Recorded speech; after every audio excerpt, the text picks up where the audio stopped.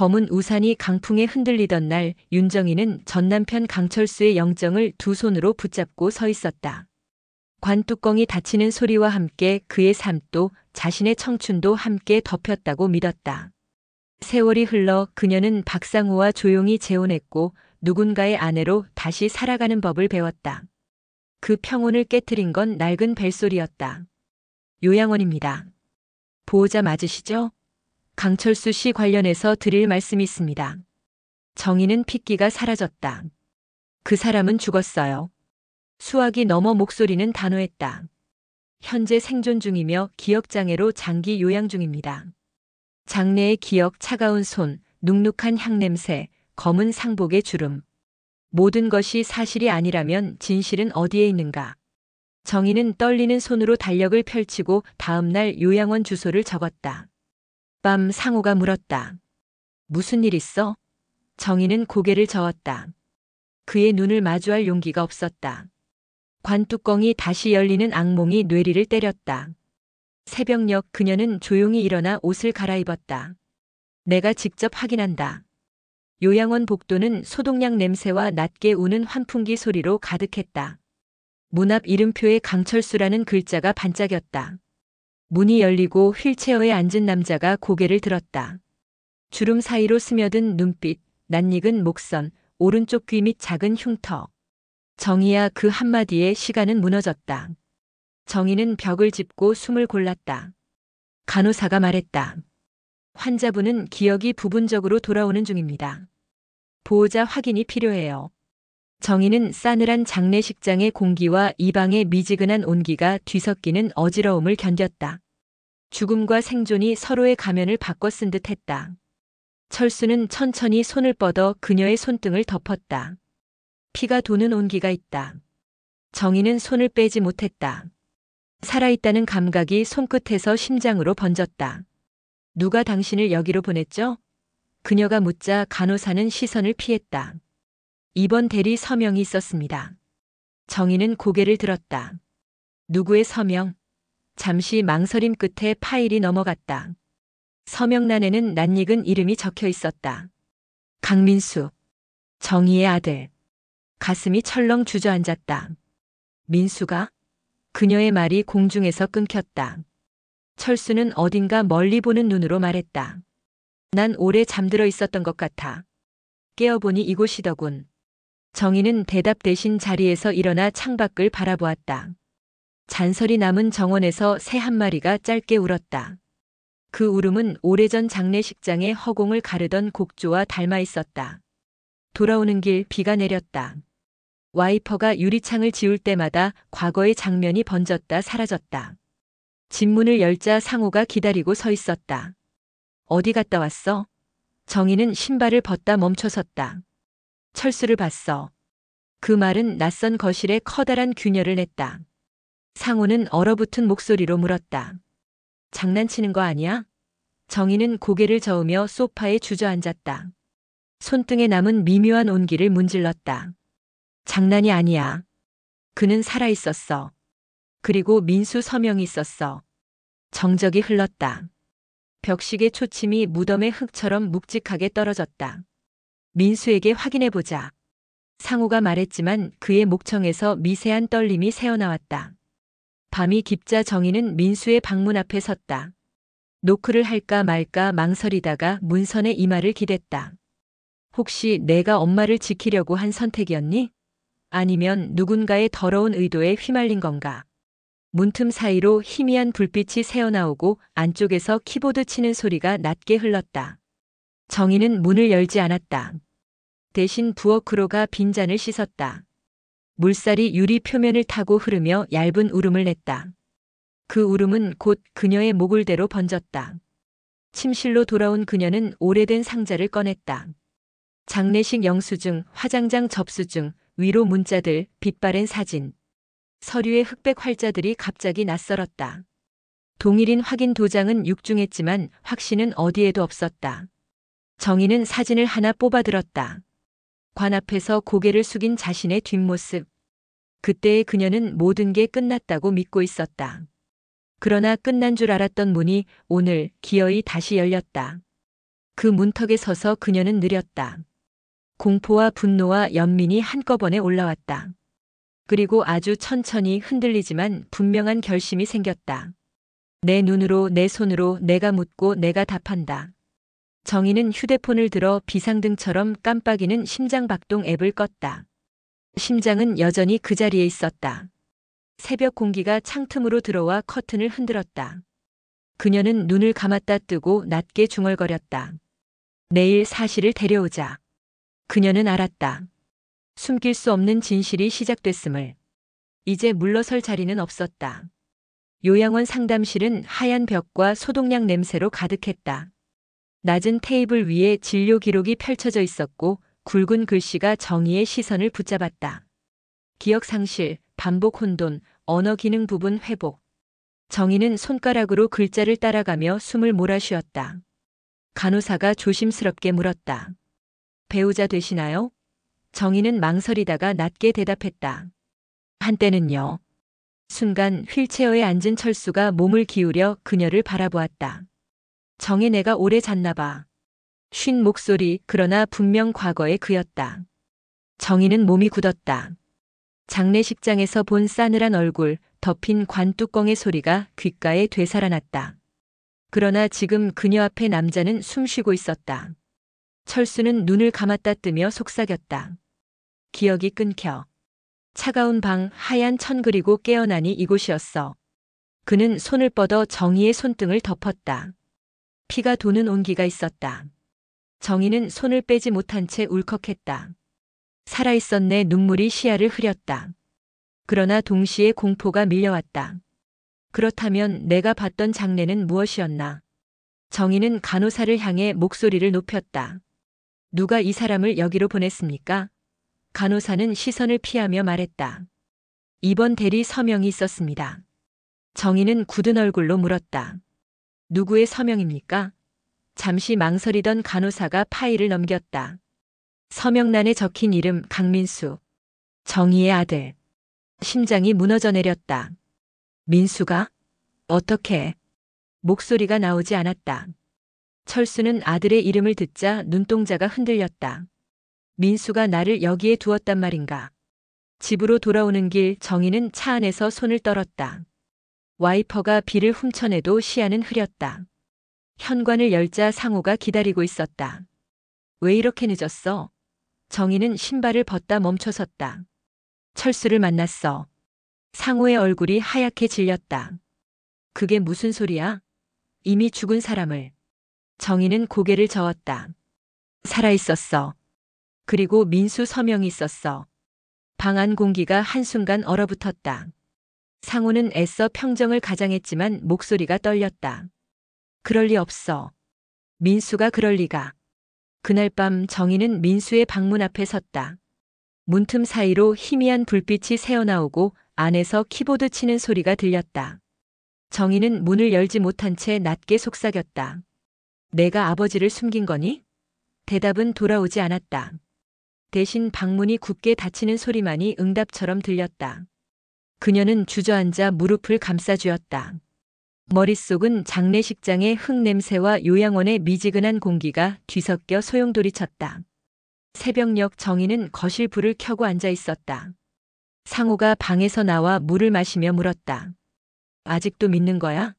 정희는 무겁게 고개를 끄덕였다. 그는 살아있었어. 내 눈으로 봤어.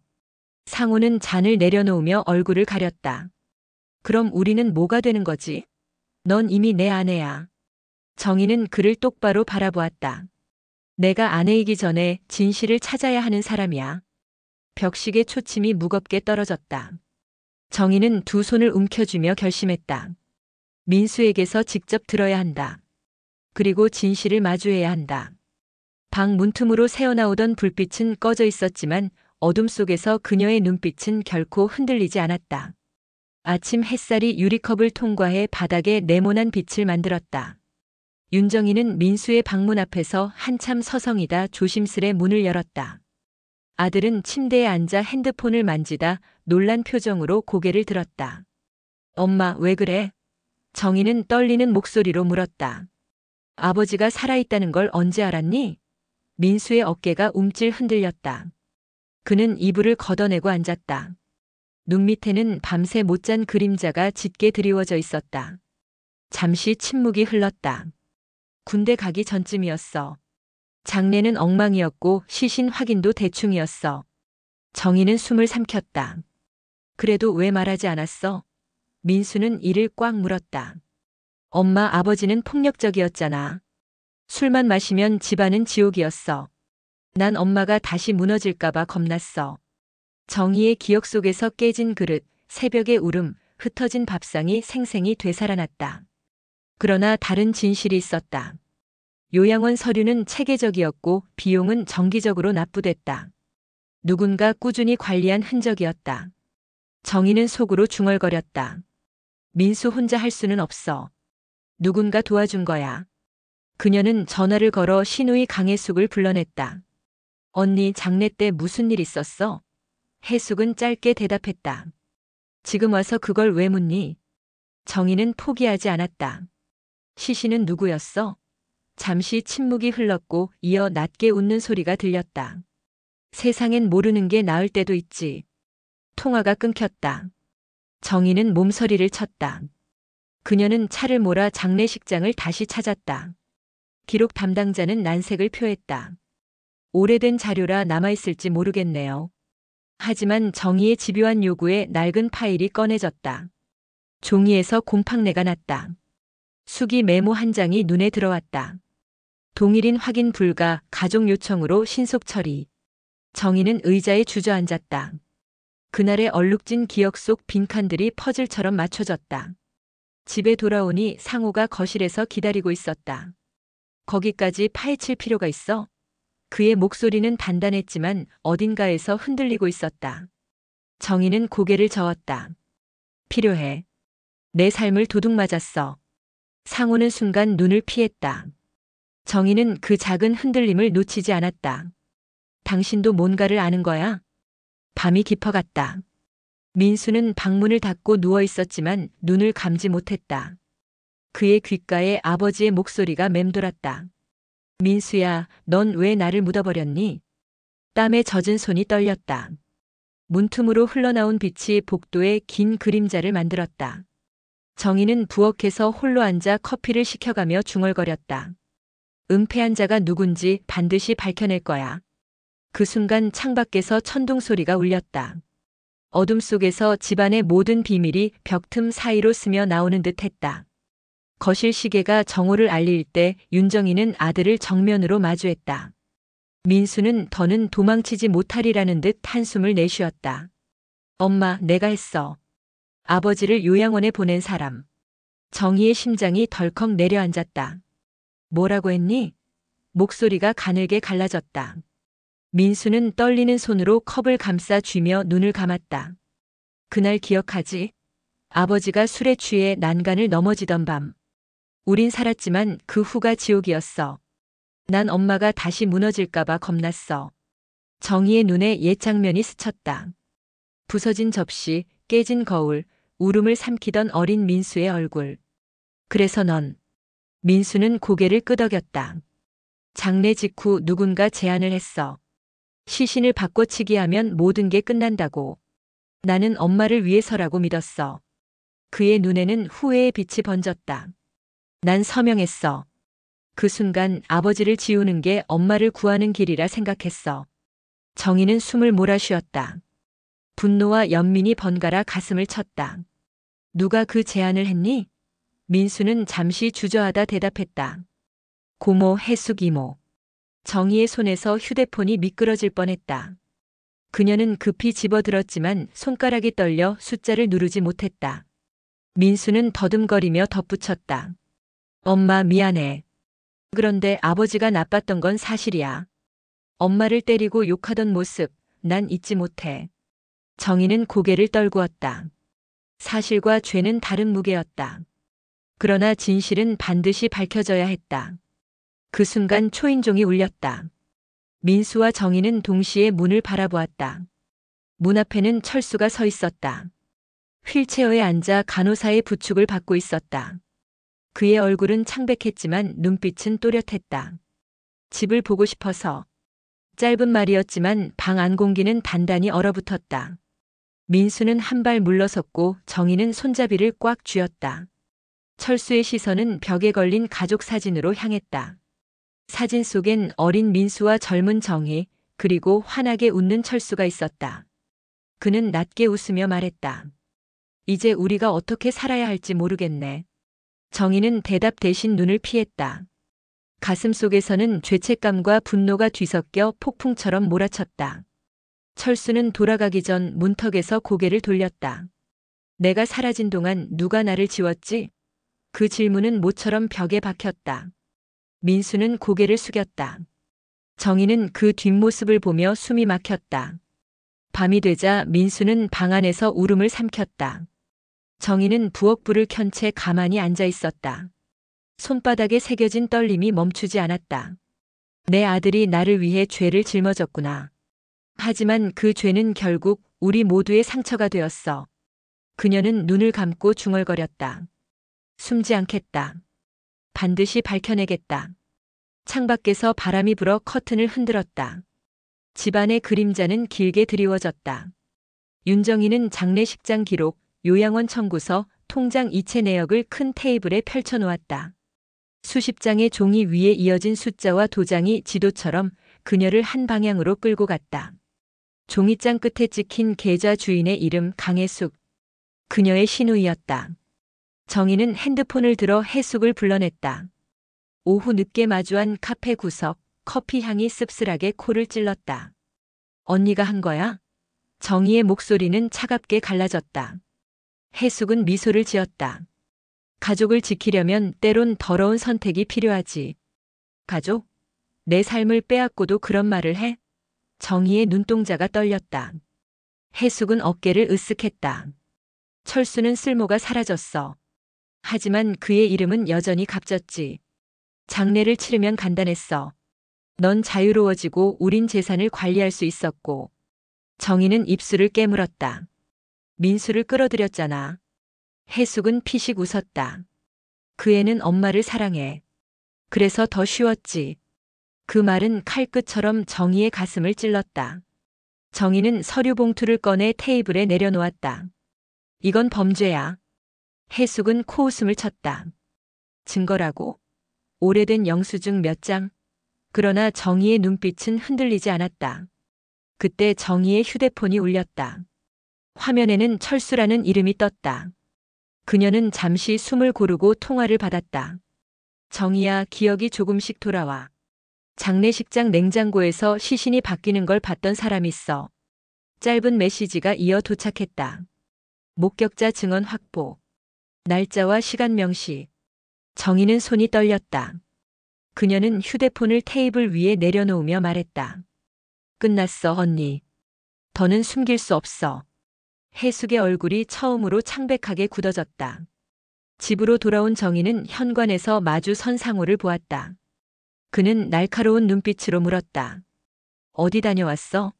정희는 숨을 고르며 그를 똑바로 바라보았다. 당신 이 일 알고 있었지? 상호의 입술이 굳어졌다. 그는 대답하지 못했다. 침묵이 모든 것을 고백했다. 정희는 눈을 감고 낮게 웃었다. 나는 장래의 과부였고 당신은 진실의 과부였네. 쓴 웃음 속에서 눈물이 터져나왔다. 밤이 깊자 민수는 방문을 두드렸다. 엄마, 괜찮아?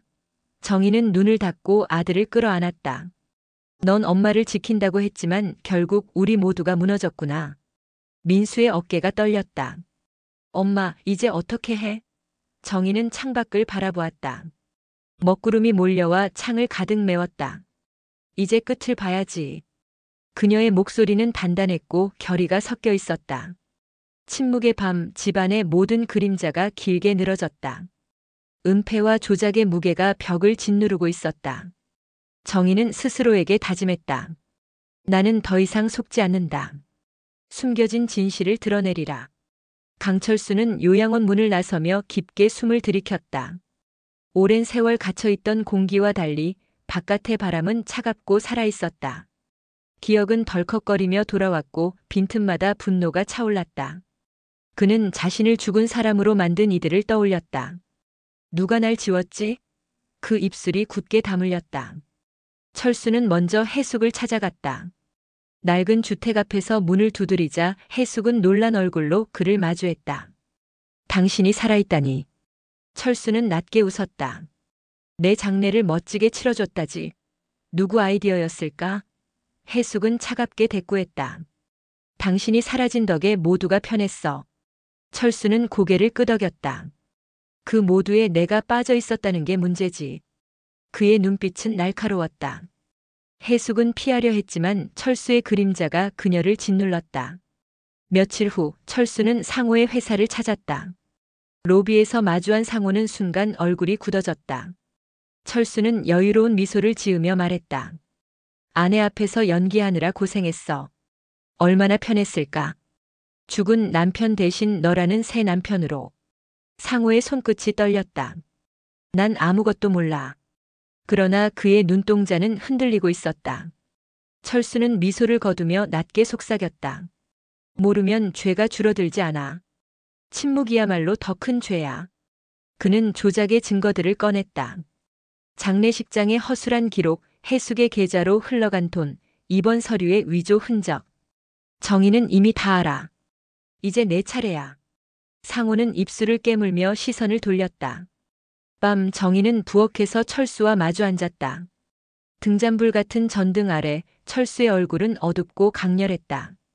복수로는 아무도 살아나지 않아. 정의의 목소리는 가라앉아 있었다.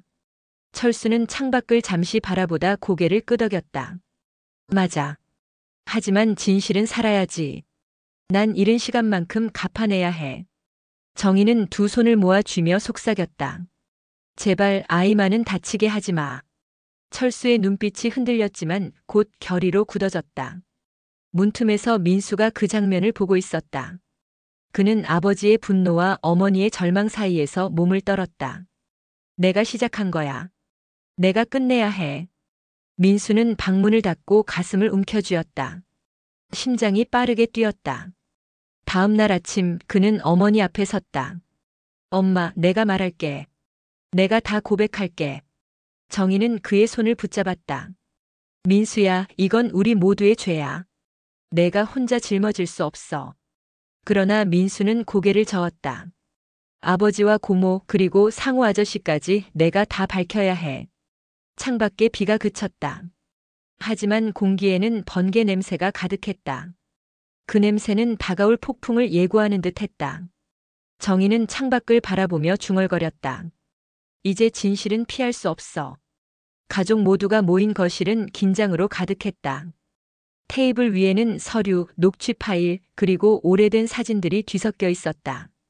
무거운 침묵을 깨고 민수가 먼저 입을 열었다. 아버지는 죽지 않았다. 우린 장례를 조작했고 서명은 내가 했다. 순간 정의의 숨이 막혔다. 해숙이 자리에서 벌떡 일어나 소리쳤다. 그건 다 엄마를 위해서였어. 내 아버지가 살아있으면 모두가 불행해질 거였잖아. 그러나 철수는 비웃듯 낮게 웃었다. 누구의 지갑을 위해서가 아니고 날 지운 건 가족의 평화가 아니라 너희의 욕심 때문이었지. 해숙의 얼굴이 일그러졌다. 당신 같은 폭력 남편이 돌아온다고 해서 뭐가 나아졌을까? 당신은 우리 모두를 지옥에 밀어넣은 장본인이야. 정의는 흔들리는 눈으로 두 사람을 바라봤다. 상호가 손을 내밀며 다급히 말했다. 정의야, 우린 새로운 삶을 만들었잖아. 내가 나와 다시 시작했을 때 그게 진짜 삶이 된 거야. 그러나 정의는 고개를 저었다. 그 삶의 바닥에 거짓이 깔려 있었어. 내 삶을 지탱한 모든 것이 거짓이라면 그건 더 이상 삶이 아니야. 철수는 서류 묶음을 테이블 위에 탁 내려놓았다. 법은 진실의 편이겠지. 이제 판을 뒤엎자. 민수는 얼굴을 감싸주며 울먹였다. 엄마, 미안해. 난 엄마를 지키려 했어. 그런데 결국 엄마를 가장 크게 속였어. 정의는 아들의 손을 잡았다. 민수야, 내 잘못만은 아니야. 우린 모두 공범이야. 그녀의 눈에서 눈물이 흘렀다. 해숙은 팔짱을 낀 채 끝까지 버텼다. 우린 어쩔 수 없었어. 철수, 당신이 얼마나 끔찍했는지 잊었어? 철수는 잠시 눈을 감았다가 떴다. 그래, 나쁜 남편이었어. 그러나 그렇다고 해서 장래를 꾸며낼 권리는 누구에게도 없어. 정적이 무겁게 흘렀다. 그때 멀리서 경찰차 사이렌 소리가 들려왔다. 모두의 시선이 정희에게 쏠렸다. 그녀가 이미 신고한 것이었다. 이제 끝내야 해. 정희의 목소리는 단호했다. 문이 열리자 찬 바람이 들어와 서류들을 흩날렸다. 종이들은 거짓의 조각처럼 공중을 떠돌다 바닥에 흩어졌다. 민수는 무릎을 꿇고 울었다. 해숙은 고개를 숙였다. 상우는 말을 잃고 멍하니 서 있었다. 철수는 무겁게 숨을 내쉬며 눈을 감았다. 누군가는 울었고 누군가는 떨며 침묵했다. 그리고 누군가는 비로소 숨을 쉬었다. 거실 위에 드리운 공기는 폭풍우가 지나간 뒤의 허전함 같았다. 정희는 흔들리는 손을 모아 쥐며 중얼거렸다. 이제 우리 가족은 다시 태어나야 해. 모든 진실이 드러난 뒤 집은 텅 빈 무대 같았다. 윤정희는 현관 앞에 놓인 두 켤레의 신발을 바라보았다. 낡고 무거운 구두는 과거를, 반짝이는 새 구두는 현재를 상징하는 듯 했다. 강철수와 박상호, 과거와 현재가 동시에 그녀 앞에 서 있었다. 철수가 조심스레 말을 꺼냈다. 우린 아직 법적으로 부부야. 넌 나를 외면할 수 없어. 상호가 즉시 맞받았다.